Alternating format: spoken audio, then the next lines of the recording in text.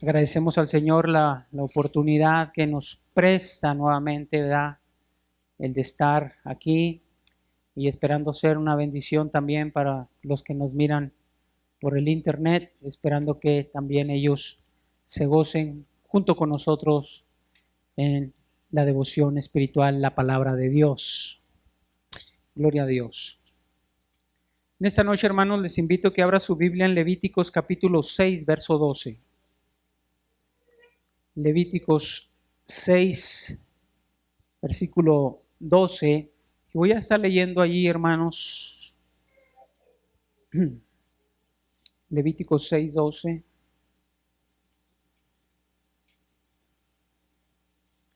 Gloria al Señor. Dice la palabra de Dios: y el fuego encendido sobre el altar no se apagará, sino que el sacerdote pondrá en él leña cada día. Fíjese cómo dice, hermanos: el sacerdote pondrá en ella leña cada día y acomodará el holocausto o la ofrenda sobre él y quemará sobre él la grosura de los sacrificios de paz. Y el verso que sigue, el 13, el fuego arderá continuamente en el altar y no se apagará.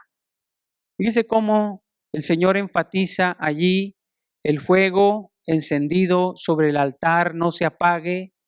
Y en el verso que leí anterior o después, vuelve a repetir que debe de arder el fuego continuamente en el altar y repite nuevamente: no se apagará.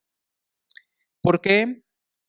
Porque ese altar, hermanos, representa un punto de encuentro entre nosotros y Dios. Todo altar representa un punto de encuentro entre nosotros y Dios, entre una persona y Dios. En la antigüedad, pues era un altar de piedra, pero ahora, hermanos, en estos tiempos es un altar como este es un altar en una iglesia, pero nosotros recomendamos también mucho un altar personal, un altar allá en la intimidad de su hogar, allí en el lugar secreto que llama Cristo. Unos escogen su recámara, ¿verdad?, a los pies de su cama, otros en su oficina, para los que tienen oficina, otros en la sala, cuando ya es la quietud de la casa, que ya los ruidos cesan, la persona se retira, ¿verdad?, a ese lugar para tener una devoción personal con Dios. Ese es su altar. Y cuando menciona y el fuego en el altar, aquí, hermanos, se representa la presencia de Dios. En todo altar personal tiene que estar incluida, por supuesto, la presencia de Dios. Amén, hermanos. Por cierto, antes de empezar esta conversación, hay personas que nos dicen: yo estoy orando a Dios y Dios parece que no me oye. Parece que Dios no me contesta, le estoy hablando y no me contesta la necesidad que presento, no me contesta lo que yo le he estado pidiendo. Déjeme decirle una cosa: siempre que estamos hablándole a Dios, Dios nos oye, hermanos. Dios siempre está presente con su oído, está atendiendo al clamor de cada uno de nuestros ruegos, de nuestras plegarias. Y por supuesto, Él está tomando muy en serio cada necesidad que le estamos presentando. Cada necesidad. Por muy superficial que para algunas personas lo tomen, o algo sin importancia, pero si lo presenta Dios, para Dios es importante. Él lo toma en serio, hermanos. Así que ese altar es un punto de encuentro y ese fuego es o representa la presencia de Dios. Por eso el mandato de parte de Dios es: el fuego encendido sobre el altar no se debe de apagar. Y lo repite, no se debe de apagar o no se apagará. Siempre que una persona quiera tener un contacto personal con Dios, necesita, hermanos, tener muy en cuenta que la presencia de Dios, esta sea invitada. Que usted le diga a Dios: ven, Señor, que necesita mi alma hablar contigo. Necesito tener un contacto contigo, Señor. Necesito una cercanía con Dios. Así que en la antigüedad, ese patrón de necesidad de conducta se nos presenta, hermanos, y se nos deja como ejemplo para nosotros. El fuego, por supuesto, tenía que ser algo tomado muy en serio, algo sagrado, porque ese fuego representa la presencia de Dios. Ahora, no me pregunte cómo lo hacían, porque en la antigüedad no había encendedores como ahora, que tenemos uso de eso. No voy a especular cómo lo hacían, pero cuando el fuego se daba o el fuego se prendía, pues la persona pareciera que consagrar el fuego para que esto fuera algo sagrado, símbolo de la presencia de Dios. Ahora, si notamos que era una orden y no meramente un favor, cuando se lee, hermanos, el Señor no presenta te ruego o te suplico o por favor, sino está diciendo una orden, hermanos. Está diciendo: el fuego encendido sobre el altar no se debe de apagar, no se apagará. Está determinando una orden y no meramente está pidiendo un favor. Tenemos que considerar eso, hermanos. Así que la primera vez que la palabra altar aparece en la Biblia, en el libro de Génesis, es mencionada varias veces a partir de allí. Encontré que se mencionan 354 veces en 66 libros de la Biblia. 354 veces. En el Antiguo Testamento se registran 331 veces y en el Nuevo Testamento solo 23, haciendo un total de 354. Nosotros como cristianos debemos ser cristianos que contribuyamos mucho a que en nuestras vidas consideremos tan importante como lo es en la Biblia el tener un altar personal. Amén, hermanos. El tener un altar personal, un altar donde va a estar Dios y donde vamos a estar nosotros. Amén, hermanos. El problema del cristiano moderno o de la iglesia moderna es no tener la devoción de tener una relación con Dios en un altar personal, sino solamente buscar a Dios cuando la necesidad llega a su vida. No un altar de una forma permanente, sino un altar de una forma temporal. Eso es realmente muy triste, pero eso es lo que se está viendo. Y lamentablemente, hermanos, en la Biblia encontramos que hay altares que, siendo puntos de contacto entre nosotros y Dios, hay altares descuidados, hay altares arruinados, hermanos. Dice la Biblia allí en primer libro de Reyes, capítulo 18, verso 30. Entonces dijo Elías a todo el pueblo: acercaos a mí. Todo el pueblo se le acercó, hermanos. Y él arregló el altar de Jehová que estaba arruinado. Fíjese cómo dice: él tuvo que arreglar el altar a Dios que estaba arruinado.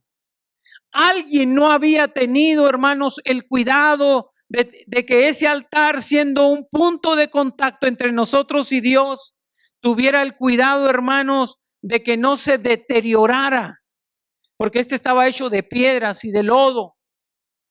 Pero si descuidaban esa parte, automáticamente, hermanos, las piedras empezaban a caer del altar, y cuando ponían la ofrenda a Dios, ese sacrificio de aquí que aquí menciona el versículo, era un sacrificio de paz. Lamentablemente el altar estaba arruinado. El creyente necesita hoy más que nunca reedificar el altar a Dios, hermanos. ¿Por qué? Porque estamos viviendo en tiempos que son también muy serios y muy difíciles. Y pasar tiempo en la presencia de Dios a nadie le hace daño, antes al contrario, nos hace falta, hermanos. Amén. Yo siempre veo la necesidad de tener tiempo en la presencia de Dios.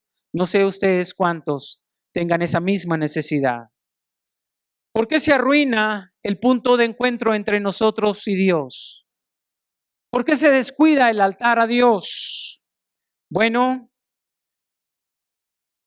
porque nosotros a veces, hermanos, estamos muy ocupados. Porque le damos tiempo a tantas cosas en nuestras vidas. Las amas de casa, a la familia, al esposo, a los niños, el padre de familia, al trabajo, al auto, a la yarda que le llaman aquí, al frente de su casa, al patio de su casa, a tener las cosas funcionando dentro de su casa. Él es el de mantenimiento. Él es el proveedor, Él es el que sale muy temprano y llega quizás muy tarde como proveedor, como sustentador de las necesidades materiales de su familia. Pero ¿qué de las espirituales? Porque a veces le damos tanta prioridad a lo material y no tanta importancia a lo espiritual. La razón es obvia, porque es con lo que más convivimos, con este mundo que nos rodea, con esto material, con lo que vemos, con lo que palpamos, con lo que tocamos. Y lo espiritual, hermanos, a veces se nos olvida que Dios nos espera en un punto de contacto. A veces se nos olvida que Dios, hermanos, siempre tiene una cita con nosotros y nosotros la necesidad de acudir a esa cita, hermanos, de tener que hablarle a Dios, de tener que decirle nuestra gratitud por tantos favores recibidos, pero también de presentarle la necesidad espiritual, material, emocional, en lo personal y en lo general. A veces se nos olvida eso, hermanos.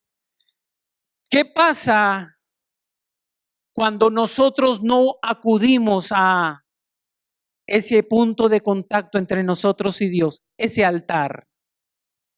Nuestra vida personal se arruina, hermanos. Pero no solo eso, sino también nuestra vida familiar. Nuestra vida espiritual se empieza a deteriorar tanto que alcanza hasta nuestras finanzas. Todas las áreas empiezan, hermanos, a deteriorarse, a caer, a darnos problemas. Y considero, hermanos, que desde los órdenes, desde que el hombre sabe esta orden, esas órdenes que dio Dios, que fue propia para los sacerdotes. Alguien dirá, eso se quedó en el pasado. Déjeme decirle que todo ser humano que es cabeza de un hogar es sacerdote de su propia familia. Y la orden está dirigida también a nosotros, aunque no digan amén.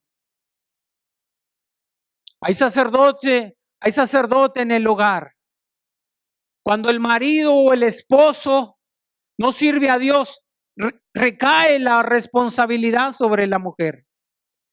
Pero cuando, hermanos, es el marido el que sirve a Dios, el que es el creyente, sobre él o sobre nosotros como varones, cabeza de la mujer, nosotros tenemos que saber que tenemos la responsabilidad de tener un altar familiar, un punto de contacto entre nosotros y Dios, un altar para adorar a Dios. Amén, hermanos. Desde los comienzos así se enseñó. La gente, hermanos, desde que el hombre es hombre sobre la tierra y quería tener un contacto con Dios, la Biblia dice, desde que el hombre invocó el nombre de Dios, ellos empezaron a construir altares. Según Génesis 4:26, edificar un altar para Dios y de allí empezar a arrancarle a Dios todas sus bendiciones. ¿Cuántos dicen amén, hermanos? A veces queremos las bendiciones, pero sin ningún compromiso. Solamente Dios, dame otra casa. Solamente Dios, dame otra, porque la que tengo no tiene alberca. El jacuzzi que tengo pues ya está chiquito y nosotros hemos engordado. La yarda, mira, ya mis hijos se fueron, pero ahora llegan los nietos. Necesito otra casa, necesito otro coche. El carro que tengo ya no huele a nuevo. Hay que cambiarlo. Cuando la persona necesita cosas, entonces sí recuerda que necesita un altar para decirle a Dios lo que necesita. Que cuando vienen los problemas familiares, específicamente los problemas conyugales, hermanos, alguien empieza a decir que no está contento con la relación que se lleva y empiezan los roces de carácter, de personalidad, de temperamento. Usted sabe de lo que le estoy hablando. Y empezamos, hermanos, a no entendernos con nuestro cónyuge. Y lamentablemente, hermanos, eso repercute también en la conducta de los muchachos o de los hijos. La relación se empieza a deteriorar. Aquello va a pique. Y empieza la persona a decir, creo que necesito buscar a Dios. Porque hay personas que se esperan a que llegue esa situación para tener un punto de contacto entre ellos y Dios. ¿Por qué se esperan? ¿Por qué se tardan en llegar a Dios? Para evitar problemas de carácter matrimonial, emocional, espiritual y hasta material y de lo que quiera. Para empezar a buscar a Dios. Yo no sé por qué lo esperan, pero esa es la tendencia de todo ser humano. Por eso es hora de que reedifiquemos. Fíjese cómo le estoy diciendo. Es hora de que reedifiquemos un altar para Dios en nuestras vidas. Amén, hermanos. No se espere a que le llegue la necesidad. Usted ya debería de haber empezado. Como dicen aquí, ¿cuándo querías tú el trabajo? Alguien dijo, hace 20 años atrás. Qué tremendo cuando la gente, hermano, se tarda para venir a Dios y espera que los problemas lo despadacen. En el altar de Dios es el lugar donde podemos vencer todo lo que venga a nuestra vida, hermanos. Todo. Hay matrimonios que tienen problemas. Todo matrimonio lo tiene en su momento. Si la persona tiene un altar a Dios, ese punto de contacto que se acerca a Dios y le dice a Dios las cosas, mira, yo ya no entiendo a mi mujer. Como el hermano decía, ya tengo 30 años, ¿verdad? Qué mérito, y se aplaude, hermanos, porque los matrimonios no están durando tanto, ¿verdad?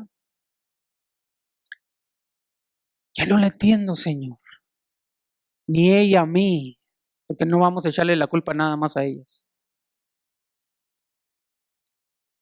Trata con ella o trata conmigo. Necesito que cambies mi temperamento porque está chocando con el de ella. Y empezamos, hermanos, usted sabe, a deshogarnos. Llega el momento, hermanos, en que de tanto y tanto esa oración sube a la presencia de Dios, que hace eco en el trono de Dios. ¿Sí sabe lo que es un eco, right? Hace eco. Entonces Dios empieza a mover las cosas y empieza a poner las piezas donde van en la relación, porque el diablo las desacomoda. Dios empieza a acomodar otra vez las cosas para que sean favorables a su relación, a la necesidad que usted le presenta. Por eso, en el altar de Dios, nosotros podemos vencer. Tengo problemas con los hijos, no con la esposa. Igual. Tengo problemas financieros, tengo problemas de salud. Cualquier problema que tenga en ese altar, hermanos, usted va a vencer. Va a encontrar a Dios allí y Dios nos va a dar la victoria. Amén, hermanos. Es donde podemos ser ministrados directamente con Dios. Allí, en ese lugar. Es donde podemos autoexaminarnos o autoevaluarnos. Hablando espiritualmente primero, ¿qué necesitas tú de mí, Señor? ¿En qué área yo te estoy fallando o en qué área no estoy satisfaciendo las demandas de ti? Entonces, en ese altar podemos autoexaminarnos y Dios nos ayuda para que en esa autoexaminación o evaluación no salgamos cortos, sino que Dios empieza a decirnos, mira, haz las cosas así. Y si hay un no puedo, Dios nos va a asistir en eso, hermanos. Amén. Ahora, es necesario que mantengamos alerta en las actitudes que arruinan ese altar. Esto es importante, por favor. Hay cosas que arruinan el altar personal o punto de contacto entre nosotros y Dios. Hay cosas. Vamos a decir una palabra. Hay actitudes que arruinan ese altar, que son varios, pero empiezo por uno. Lo principal, los pecados ocultos. Los pecados ocultos. Todo pecado se puede llevar a Dios y confesar. Y decirle al Señor, mira, Señor, pues perdóname, me descuidé. Tuve un arranque de ira o de deslizo. Perdóname, Señor. Tengo la convicción de que yo te he ofendido, que he ofendido la santidad de Dios y necesito pedirte perdón. Pero si hay pecados ocultos y la persona tarda en confesar a Dios dicho pecado, en confrontarlo, ¿me entiende? Sino que lo oculta. Todo pecado oculto trae consecuencias. Todo trae consecuencias que arruinan el altar de Dios. Porque si algo detesta a Dios, es el pecado. Ama al pecador, pero aborrece el pecado. Amén, hermanos. Nos ama, pero Él aborrece nuestras actitudes cuando son incorrectas. Amén. Eso que se quede bien en claro. Pecados ocultos o sin confesar siempre nos traerán terribles consecuencias y arruinarán el altar, el punto de contacto entre nosotros y Dios. El salmista en el Salmo 32:5 dice, mi pecado te declararé y no encubriré mi iniquidad. Fíjese, lo iba a confesar, lo habría de confrontar. Y dije, confesaré mi transgresión al Señor.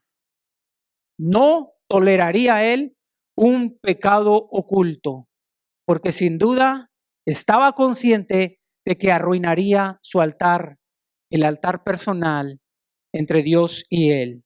También es desestimar la importancia de mantener avivado el altar a Dios. Arruina ese lugar o ese punto de contacto entre nosotros y Dios, no darle un valor que le corresponde.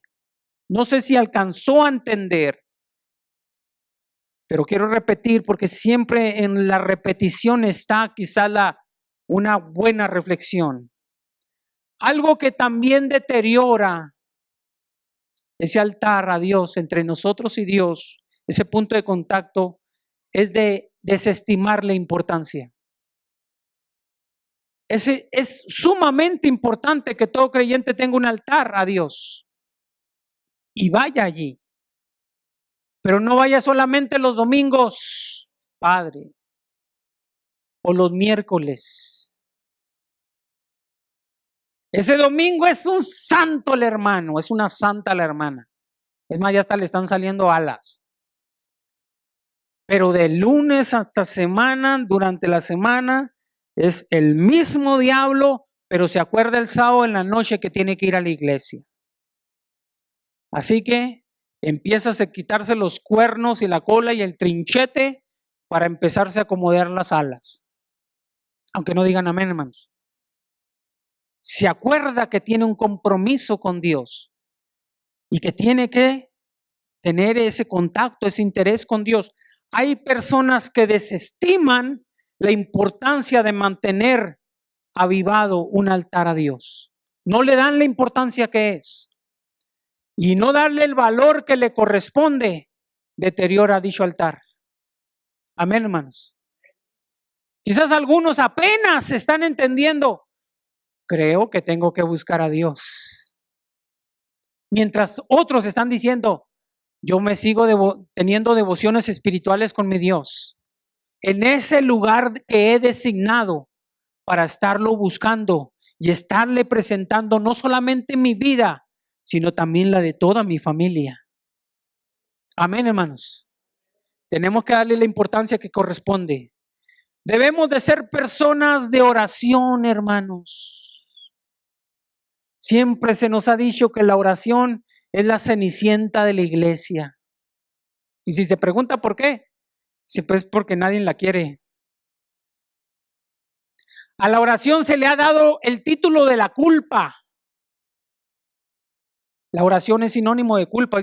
Pues nadie se la quiere echar. Nadie quiere agarrar la culpa. Como tampoco son contados los que en realidad tienen una disciplina de oración todos los días, hermanos. Debemos de ser personas de oración. Personas que presentemos a Dios nuestras familias. Porque si algo está en crisis, aparte del mundo, es la familia.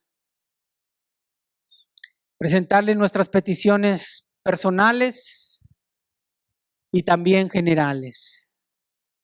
Le decía yo a una persona, hay que presentarle, yo en lo personal, yo le presento a tres naciones a Dios, con todo y sus presidentes.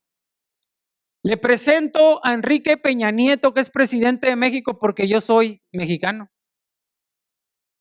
Y yo oro por México, por la pobreza, por la crisis, por la devaluación del peso frente al dólar, por el desempleo, por miseria, hermanos, por pobreza extrema que hay, por delincuencia organizada, crimen, mafia y cuanta cosa. Pero como estamos en este país, Estados Unidos, hay otro presidente que tiene que ser llevado a Dios y que usted lo tiene que poner al igual que yo. Barack Obama. Dale sabiduría, Señor. Ayúdale a que sepa llevar las riendas de este país. que no tolere el pecado, que no siga aprobando cosas que ofendan a Dios, como el matrimonio entre personas del mismo sexo, y haciendo, hermanos, uso de poner o de permitir el poner monumentos satánicos en lugares públicos y quitar los 10 mandamientos. Que vuelvan las oraciones a las escuelas y la lectura de la palabra de Dios. ¿Cómo nos hace falta, hermanos? Pero hay un tercer presidente que presento. Se llama Benjamín Netanyahu. Y él es el presidente de Jerusalén. Porque mi Biblia me dice, orad por la paz de Jerusalén. Ora por ella. ¿Por qué nos dice eso, hermanos? Porque sabiendo el diablo que es el pueblo escogido de Dios, aparte de la iglesia, ¿cómo le da guerra, hermanos? Tremendamente. Y la Biblia nos pide a nosotros como hijos de Dios orar por esa nación, obviamente también por su presidente, orar por la crisis mundial, orar, hermanos, por la violencia, el desenfreno moral, por los misioneros, por el evangelismo mundial y por tantas cosas que necesitamos orar. Y eso le digo nada más por encimita, porque hay gente que dice, hermano, yo me hinco a orar y nomás puedo orar 5 minutos y ya no sé qué decirle más a Dios. Si alguien tiene ese problema, acérquese conmigo, yo le doy tremenda lista. Ese altar, hermano, se tiene que avivar a través de la oración. También a través de un devocional diario. Todos necesitamos un devocional diario. Pasajes bíblicos, reflexiones. Necesitamos ir ahí. Tenemos que tener un día de consagración personal, hermanos. Tanto personal como general. Amén. Yo no sé cuál es su día, pero espero que tenga un día para consagrarse usted y yo a Dios. Y desde en la noche usted le dice, Señor, mañana, yo ya desde ahorita te presento que mañana empiezo mi ayuno. Así que cuando despierte, hermanos, usted ya está apuntado con el compromiso de que se está consagrando a Dios y que se va a abstener de alimento sólido. Ayuno significa abstenerse voluntariamente de alimento, pero con un fin espiritual. ¿Cuál? Frenar la carne para que el espíritu tenga más fuerza y tenga más libertad de tener un contacto personal con Dios en una adoración plena. Bendito sea su nombre para siempre. A través del devocional diario y de la reflexión. Ahora, fijar un día de ayuno a nadie le hace daño. Antes, al contrario. Hasta los médicos nos dicen que se desintoxica el cuerpo. Yo digo, se desintoxica el alma, hermanos. Porque el alma, usando mal el cuerpo, esta nos desvía un poco y poco más de Dios. A veces el alma necesitamos, hermanos, frenarla y disciplinarla a través de un ayuno. Aunque no digan amén, porque esto no es muy favorecido, ya que implica un sacrificio. Y esa palabra sacrificio no es muy popular. Hermano, usted tiene... usted cuando ayune tiene que orar. Usted cuando ayune tiene que leer la Biblia. Usted cuando ayune tiene que meterse con el Señor. Y eso como que implica sacrificio y la persona no le gusta esa palabra, hermanos. Al creyente moderno o de la iglesia moderna no le gusta mucho esa palabra sacrificio. Pero para algunos, y esto es algo también muy importante, que arruina el altar de Dios. Si algo arruina ese altar, hermanos, y apaga el fuego de la presencia de Dios, es tener una vida doble. Una vida doble. ¿Qué quiere decir? Quiere decir, hermanos, que hay creyentes que solamente son cristianos en áreas donde todos son cristianos. Pero si el creyente está en una área donde todos son mundanos, ¿qué cree? Se pinta del mismo color que ellos. Hay personas que dicen, hermano, es que si les digo que soy cristiano, se van a burlar de mí. Me van a empezar a criticar y usted sabe hacer chistes de eso. Déjeme decirle, hermanos, nosotros debemos por la palabra ser luz y sal a este mundo perdido. ¿Puede decir luz y sal? Luz y sal. Y ninguna luz, es el Señor, habiéndose prendido, se puede poner en un lugar bajo, sino en un lugar alto. Ningún creyente puede pasar como un creyente de la secreta. Un creyente que diga, no, alguien de aquí es creyente, y él voltea a ver a quién sale para poder aprobar. Si alguien dice, sí, yo, él puede decir, bueno, pues yo también. Pero si nadie dice yo, él no tiene el valor para decir yo también. Yo estoy aquí. Qué tremendo es, hermano, cuando el altar a Dios se deteriora y el fuego de la presencia de Dios se apaga con creyentes que llevan una doble vida, una doble identidad. Es realmente triste, pero agárrese porque tengo un punto más, un inciso más a este punto, mejor dicho. Dentro de las actitudes que arruinan el altar a Dios y apagan el fuego de su presencia, está la negación al yo. Si un creyente no entiende qué es eso, Cristo lo explica específicamente allí en Mateo 16:24 y en Lucas 9:23. Y dice, entonces Jesús dijo a sus discípulos, si alguno quiere venir en pos de mí, niéguese a sí mismo, tome su cruz y sígame. Eso dice Cristo. Pero Lucas señala algo más, hermanos, que eso. Dice, tome su cruz cada día y sígame.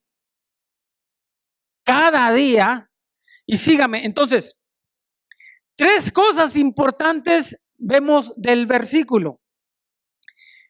No podemos así decir, bueno, pues vamos a extraer todo así con detalle, no, porque no tenemos tiempo.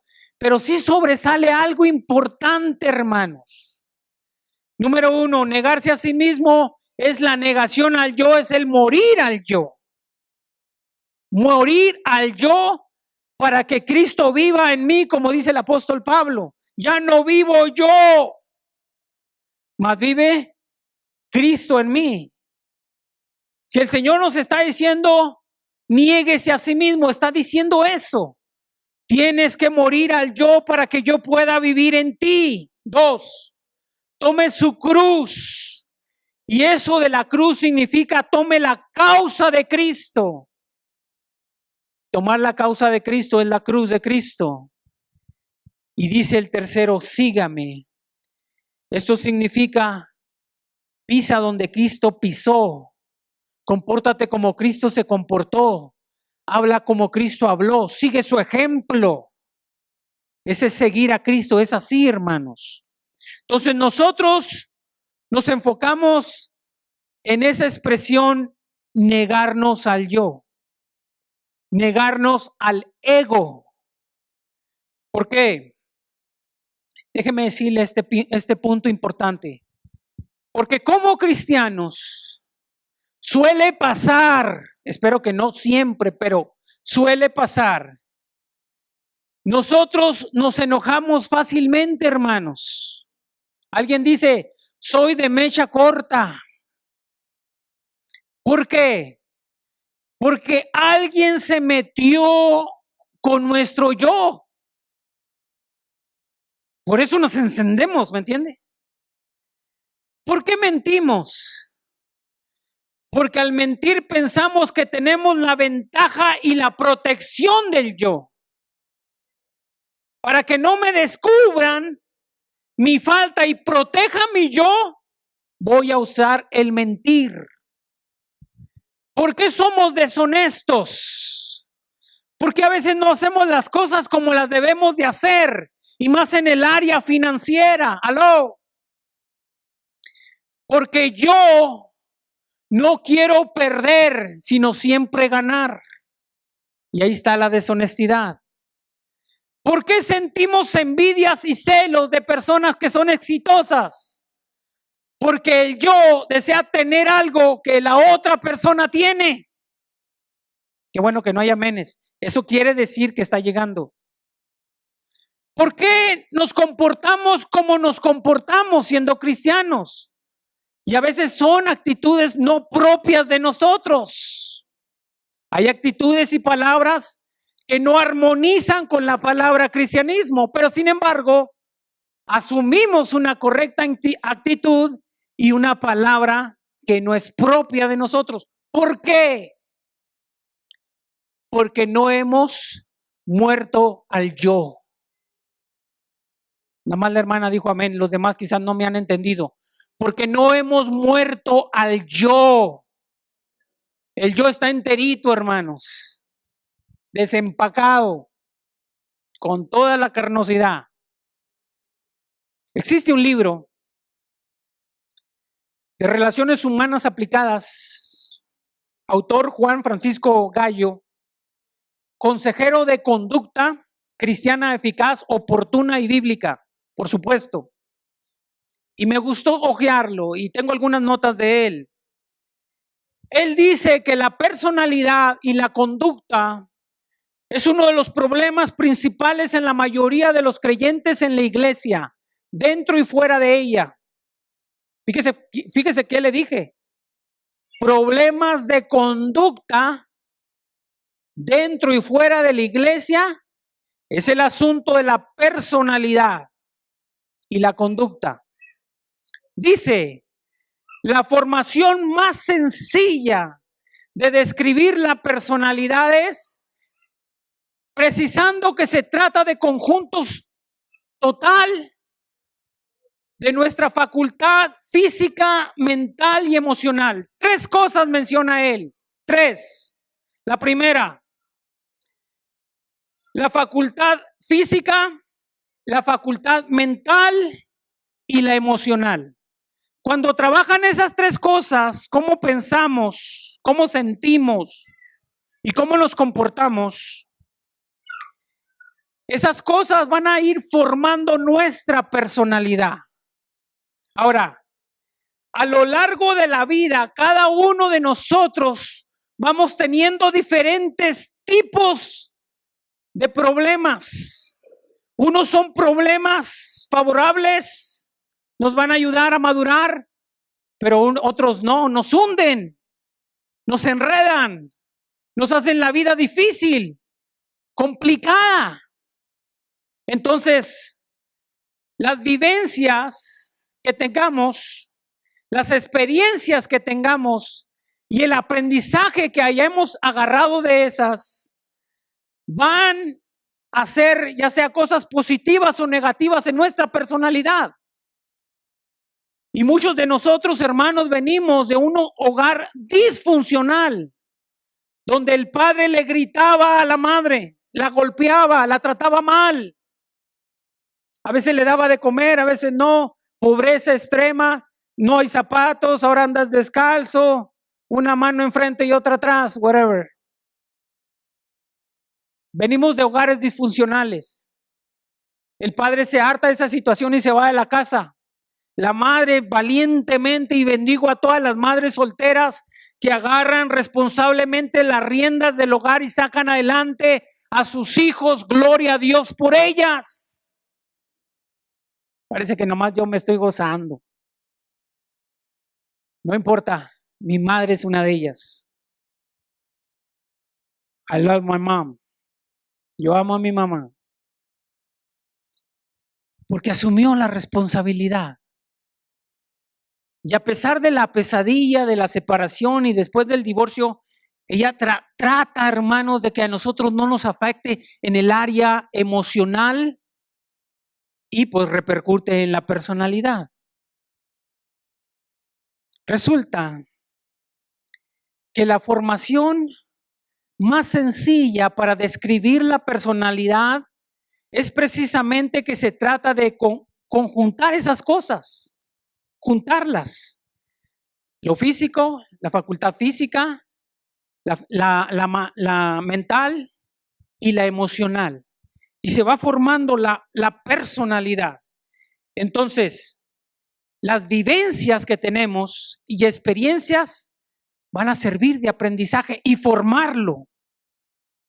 Hay gente, hermanos, que lamentablemente dichas experiencias son rasgos que se tornan para negativismo a esa persona. Déjeme decirle un ejemplo. Si la persona fue pobre en su infancia y en la edad adulta llega a tener dinero, dos opciones: o ayuda a los pobres o se vuelve tacaño. Ay Dios, nadie dice amén. Entonces voy a ir siguiendo pisando callos. Si la persona cuando era niño la maltrataban porque fue huérfano o porque anduvo de casa en casa, cuando él en la edad adulta tiene compasión por los niños o es un amargado. Es así de sencillo, nada más dos sopas. Hay nada más dos sopas. Así que no me pida maruchana, por favor. ¿Qué pasa cuando la persona de niño tuvo la necesidad de que un padre viniera y le abrazara? Nunca supo que era un abrazo de su padre. Busca en su memoria escenas de un cumpleaños, su papá no aparece, siempre su mamá y sus hermanos. Dos, una Navidad, su papá no aparece en esa reunión. Un día de acción de gracias, a la mesa, su papá nunca estuvo. Listen, cuando crece, esa persona lo primero que va a hacer como opción A es siempre ser cariñoso con sus hijos, abrazarlos, quererlos, estar allí, mimarlos, darles un beso, buenos días, buenas tardes, buenas noches, ¿necesitas algo? Si necesitas algo, siempre yo voy a estar allí para ti. Opción B, nunca va a saber que es un abrazo para sus hijos porque a él nunca lo abrazaron.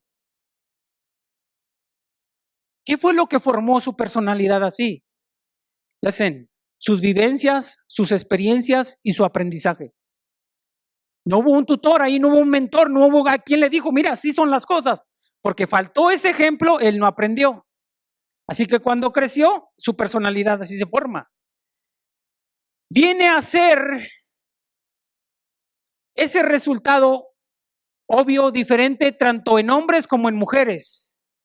El hombre es más reseco que la mujer. La mujer es más cariñosa, aunque no digan amén, hermanos. Siempre la mujer le está diciendo, hijo, ¿por qué no me das una flor a mí? Come on, va. Porque están muy caras, hija, la docena y luego se te van a marchitar. Dame unas flores, aunque sea de ahí del Dollar Tree, de la tienda del dólar. Sí, whatever. ¿Va? Ese varón nunca vio a su papá llevarle flores a su mamá. Él no sabe. Y su personalidad es así. Listen, aquí viene lo triste. Él se va a esperar a darle flores a alguien hasta cuando está ahí en un funeral. Va a ser tarde porque ya ni las huelen, ni las tocan, ni las sienten, ni las ven, ni las nada. Pero a alguien le cayó la cora y apenas se completó el dólar y tengo que llevar flores. Tarde, pero lo hace. No sabe porque nunca lo vio. Hija, le dicen, vieja. Listen, hija, vamos a una cena. Yo llamé a alguien para que cuidara a los chiquillos, al chiquillero. Y ella, ¿cómo? ¿Sí? Fíjese cómo se organizó el viejo. Llega al restaurante a media luz. ¿Cuánto les gusta la media luz, hermano? No, no saben lo que le estoy diciendo. A media luz, hermanos. Y se sienta y hace esto el viejo, mire. Ah, y el mesero viene y pone unas flores ahí. Y ella, oh, wow. ¿No les gusta eso, hermanas? Estoy hablando con gente de otro planeta. A ver, ¿qué? Qué bueno. No están los varones, están allá, me están oyendo por el radio. Entonces, hermanos, alguien se está sintiendo bien allí. Alguien sabe el papel que te desempeña, hermanos, siempre tener fresco un amor en una relación matrimonial. Pero el inciso B, la persona que tengo como inciso B, ni siquiera sabe llevarlo a una taquería. Ni siquiera sabe pedir una orden por tu Go para llevar. Hazlo tú, hija.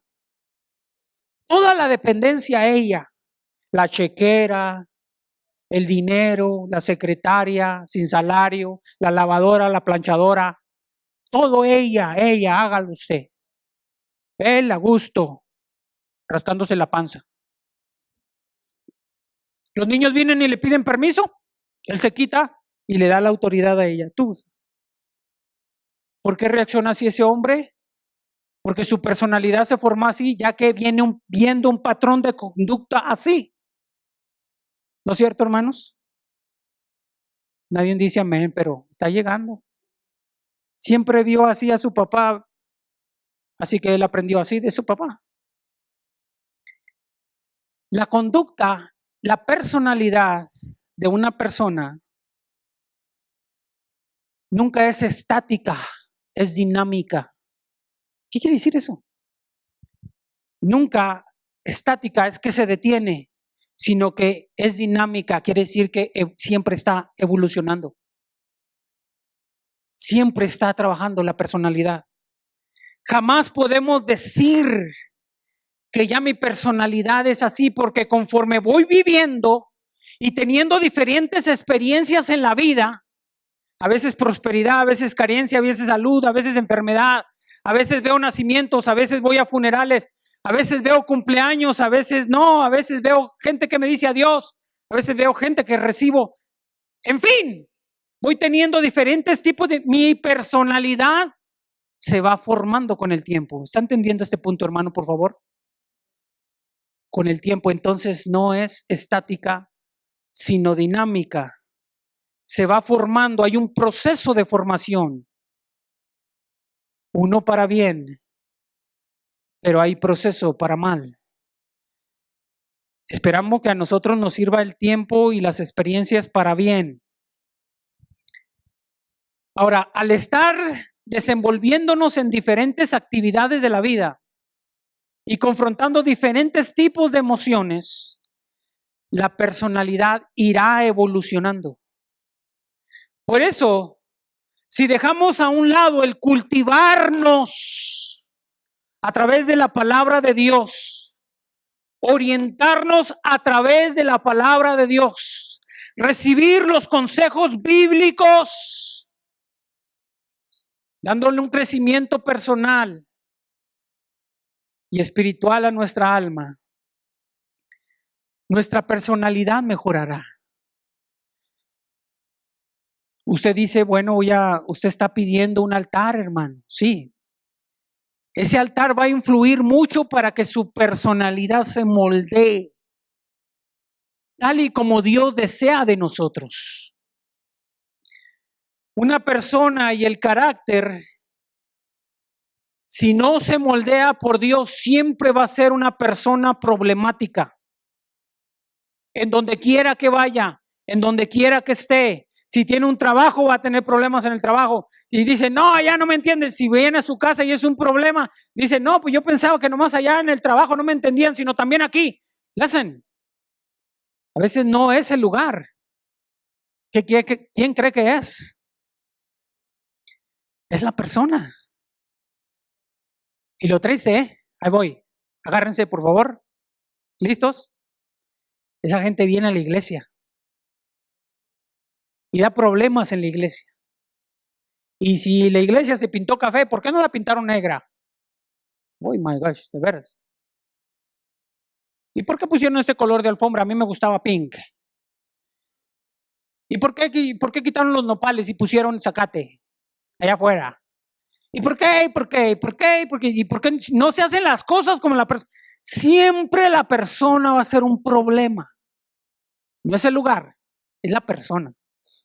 Y hay personas que dicen, en el papel de las madres, ¿cómo tengo problemas con mi hijo? Pero si me muevo del estado de Colorado y me voy a Seattle, Washington, quizás mejore mi condición de vida y este muchacho pues cambie de conducta. Usted se va a ir a la China, a Japón y ese niño va a seguir siendo un marihuano, un holgazán o del problema que le esté dando. No es el lugar. ¿Quién es? Es la persona, es la personalidad, es el carácter. Toda personalidad y carácter tiene que ser llevado a Cristo. Y el Espíritu Santo se encargará, hermanos, de acomodar el desorden interior en nuestros pensamientos, porque eso viene de acá adentro. Y de que todos los malos recuerdos que guardamos y que el diablo quiere convertirlos en amargura para deteriorar el altar que tenemos con Dios. El Espíritu Santo se va a encargar, hermanos, de que se remuevan y se conviertan en cosas favorables para nosotros. Pero tenemos que ir allí para que no se deteriore el altar. ¿Me entiende, hermanos? Tenemos que ir allí a Dios y estar conscientes de que ese altar se deteriora precisamente por nuestra personalidad y por nuestro carácter. Se arruina. Si somos cristianos que siendo una conducta pésima tenemos y no cambiamos, déjeme decirle que ese altar se va a deteriorar y esa presencia, siendo como un fuego, se habrá de apagar. Porque tenemos que ser cristianos que cambien, hermanos. De cambios favorables, por supuesto. Si va a cambiar, cambie para bien. Ahora algo importante, permítame. ¿Qué es entonces conducta, hermano? Porque ya dije que es personalidad. La personalidad está deteriorando el altar de Dios y apagando el fuego de Dios. Conducta, definamos, es la manifestación de la personalidad. Si yo le digo, yo tengo esta personalidad, usted va a decir, ¿cómo es su personalidad? ¿Cómo es? Yo voy a expresar cómo es mi personalidad a través de una conducta. ¿Sí? Amén, hermanos. Usted no puede ver cómo es mi personalidad hasta que se manifiesta a través de una conducta. Entonces, la conducta es el lenguaje o el medio por el cual se expresa una personalidad. Eso es lo que dice el libro. Si tenemos una personalidad que tiene conflictos adentro y problemas y complejos y resentimientos y amargura y malos entendidos, lo que vamos a reflejar va a ser eso. En la iglesia, en la casa, en el trabajo, en la calle, donde quiera que usted esté, usted va a ser así, un problemático. Porque así se expresa su conducta a través de la personalidad, a través de las palabras, a través de los hechos. Esa es la definición. Nadie que enfrenta un desorden interno tiene una conducta equilibrada como cristiano. Hermano, yo soy cristiano, yo leo la Biblia, yo oro, es más, me voy a morir ayunando, usted lo que quiera. Pero usted tiene que tener conducta cristiana. ¿Están aquí, hermanos? Ya voy a acabar, me faltan 30 minutos. ¿Y dónde dejamos nuestras convicciones cristianas? Teniendo caracteres de los 30,000 demonios. ¿En dónde? Porque hay cristianos que le sacamos la vuelta. Hermano, es que ya lo conozco, hermano. Si le digo que vuelva a hacer el aseo porque lo hizo mal, no, hermano. Cúbrase con la sangre de Cristo. Si le digo que tenga control en su niño, no, hermano. Me va a llamar a una junta de 2 horas. ¿Sí? Si le digo, ¿por qué llega tarde, hermana? Entonces está buena para traer la muerte.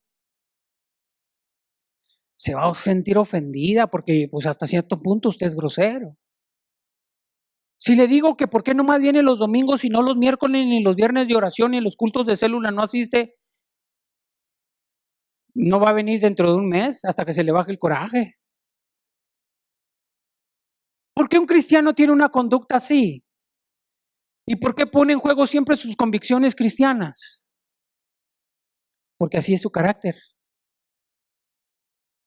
Así es su personalidad. Entonces, fíjese lo que me encontré. Juan capítulo 8, verso 29. Cristo dijo, yo hago siempre lo que le agrada a Dios. Siempre lo hago. Lo voy a leer. Porque el que me envió, dice Cristo, conmigo está. Y no me ha dejado solo el Padre. Porque yo hago siempre lo que le agrada a Dios. Todo cristiano es llamado a hacer siempre lo que le agrada a Dios. ¿Y cómo va a saber qué es lo que le agrada a Dios? A través de la palabra y de ese altar personal. Porque si se porta mal ese creyente, pero tiene ese altar, Dios le va a redarguir allí a través de la palabra y del contacto que tiene con Él. Ese altar, hermanos. Espíritu Santo ahí nos va a decir, lo hiciste mal. Debiste, creo que, haber dicho esto y no aquello. Debes de hacer las cosas así, traerá convicción. Entonces el Señor nos da este ejemplo. Yo hago siempre lo que le agrada a Dios. Todo creyente es llamado a hacer eso. Amén, hermanos.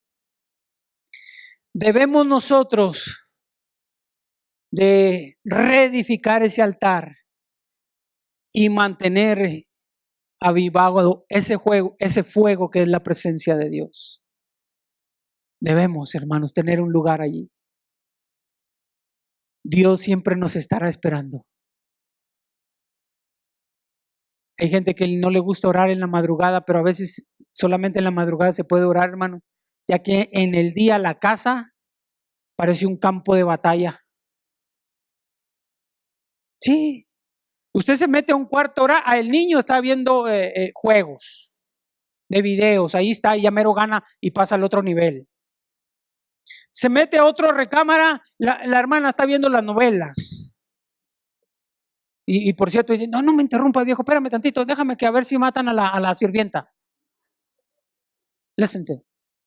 Hija, pero pues ¿a qué hora me vas a dar de comer? Espérate, en el comercial, hijo. En el comercial.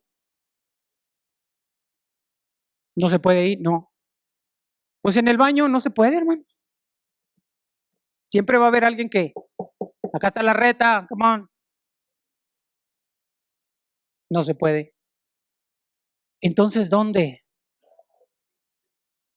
Nos vemos obligados a buscar a Dios en la madrugada. Cuando el ruido y el sosiego de los niños, todo está apaciguado. Hay concierto de ronquidos, uno allá y el otro le contesta. ¿No es cierto? ¿No es cierto? Y usted buscando a Dios. Porque el Señor nos llamó a eso, ¿eh? ¿A qué horas lo vas a hacer si no se puede en el día? No, pues en la madrugada, en el amanecer. Y qué bonito cuando amanece y usted amanece ya hablando con Dios, ya hablando con el Señor. En ese punto de contacto entre nosotros y Él. Y mira, Señor, y mira, y esto y lo otro. Y nos callamos para que en la reflexión venga la voz de Dios. Porque no nomás vamos a hacer un monólogo de estar hablando nosotros, sino que a su vez Él también nos hable a nosotros. ya que la comunicación siempre es en dos vías. Yo hablo y usted me oye, usted habla y yo lo oigo. En la comunicación con Dios llamada oración siempre tiene que ser así entonces. Háblele a Dios, pero también por el amor de Dios cállese, para que también Él le hable a usted, nos hable, nos haga ver cosas, hermanos, que han de venir, nos muestre cosas que debemos hacer. Ese punto de contacto. Yo veo a Dios como con una mesa y Él poniendo un mantel en la mesa. Y luego se va y luego viene y luego pone cubiertos. Y luego pone una suculenta comida allí. Y luego hay nada más dos sillas, la suya y la de Él. No más. Siéntate, te estaba esperando. Qué tremendo cuando el creyente no llega a esa cita. No llega. Participa del concierto de ronquidos que se hacen en la madrugada. No llegó. ¿Cómo que no llegó? No llegó y lo estuve esperando. Y al otro día, hermanos, otra vez el mantel, otra vez la suculenta cena, otra vez el Señor esperándonos. Usted no tiene que dejar a Dios en la cita, hermano. ¿Aló? Tenemos que ir allí con Él y presentarnos nosotros a los nuestros y a las necesidades que hay en la iglesia. Más allá de estas puertas, las necesidades que hay en la comunidad, en la ciudad, en la nación, en el mundo. ¿Cómo nos hace falta, hermanos, mantener encendido ese fuego en ese altar? Así dice la palabra. Mantendrás ese altar con una llama que representa la presencia de Dios. No permitas que se apague. Yo le invito a que se ponga de pie.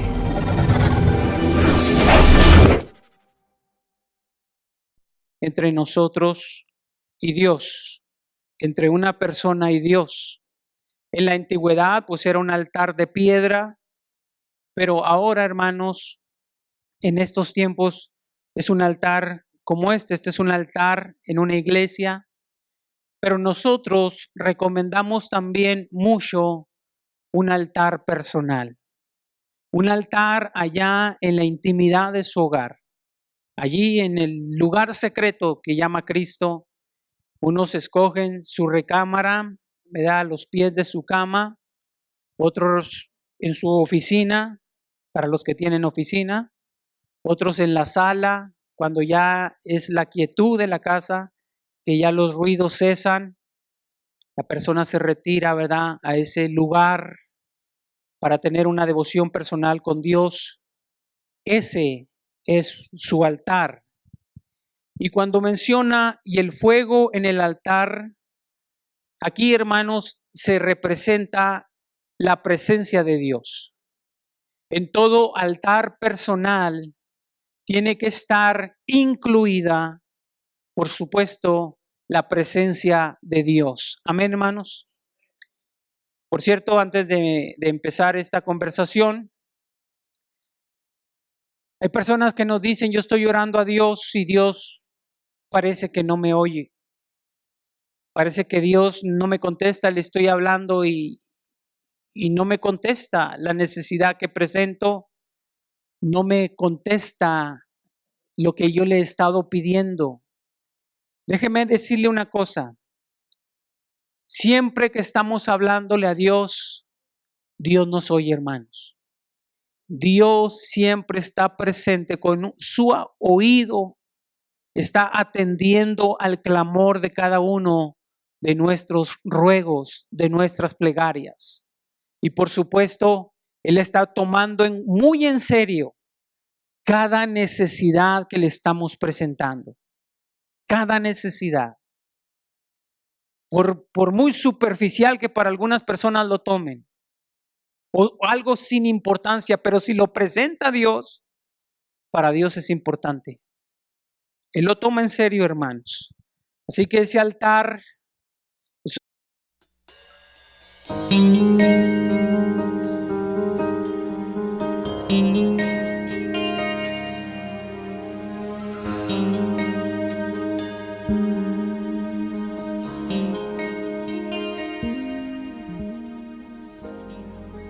agradecemos al Señor la oportunidad que nos presta nuevamente, ¿verdad?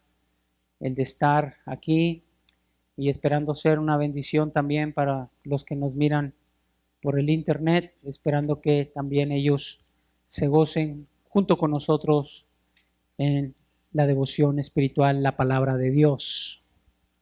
Gloria a Dios. En esta noche, hermanos, les invito a que abra su Biblia en Levíticos capítulo 6, verso 12. Levíticos 6, versículo 12. Y voy a estar leyendo allí, hermanos, Levíticos 6, 12.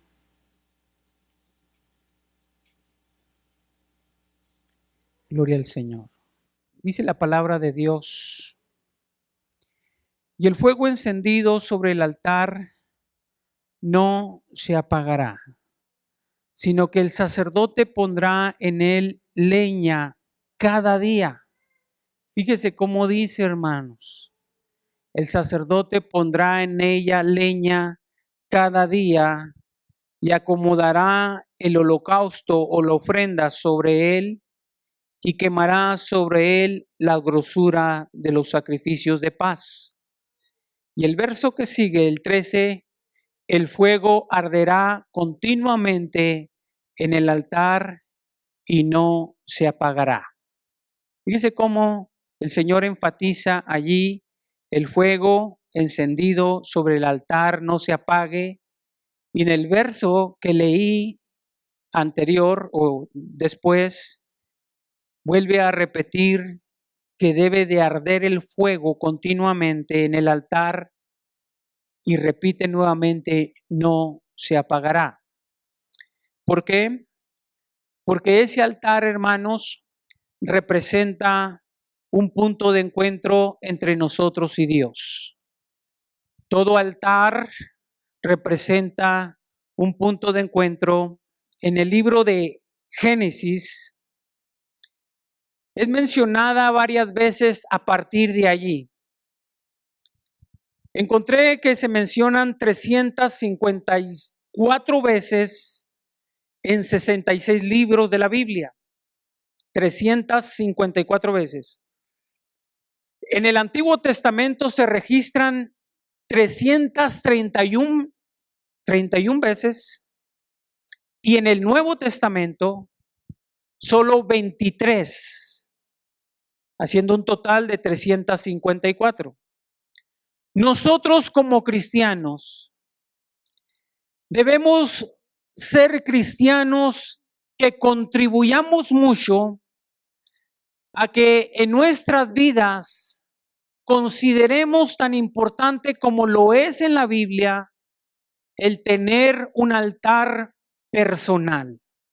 Amén, hermanos.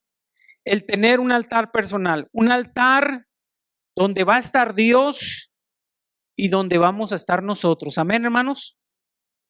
El problema del cristiano moderno o de la iglesia moderna es no tener la devoción de tener una relación con Dios en un altar personal, sino solamente buscar a Dios cuando la necesidad llega a su vida.